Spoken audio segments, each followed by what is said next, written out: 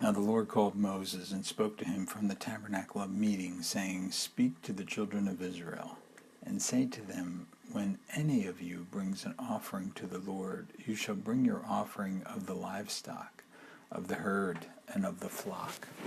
It is, if his offering is a burnt sacrifice of the herd, let him offer a male without blemish. He shall offer it of his own free will at the door of the tabernacle of meeting before the Lord. Then he shall put his hand on the head of the burnt offering, and it will be accepted on his behalf to make atonement for him. He shall kill the bull before the Lord, and the priests, Aaron's sons, shall bring the blood and sprinkle the blood all around on the altar that is by the door of the tabernacle of meeting. And he shall skin the burnt offering and cut it into pieces.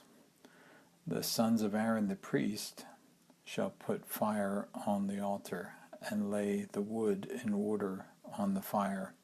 Then the priest, Aaron's sons, shall lay the parts of the head and the fat in order on the wood that is on the fire upon the altar. But he shall wash its entrails and its legs with water. And the priest shall burn all on the altar as a burnt sacrifice, an offering made by fire, sweet aroma to the Lord. If his offering is of the flocks, of the sheep, or of the goats, as a burnt sacrifice, he shall bring a male without blemish. He shall kill it on the north side of the altar, before the Lord, and the priests, Aaron's sons, shall sprinkle its blood all around on the altar.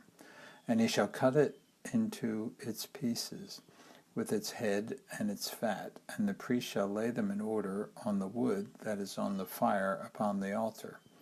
But he shall wash the entrails and the legs with water. Then the priest shall bring it all and burn it on the altar. It is a burnt sacrifice, an offering made by fire, a sweet aroma to the Lord. And if the burnt sacrifice or his offering to the Lord is of birds, then he shall bring his offering of turtle doves or young pigeons. The priest shall bring it to the altar, wring off its head, and burn it on the altar. Its blood shall be drained out at the side of the altar, and he shall remove its crop and its feathers, and cast it beside the altar on the east side into the place for ashes. Then he shall split it at its wings, but shall not divide it completely.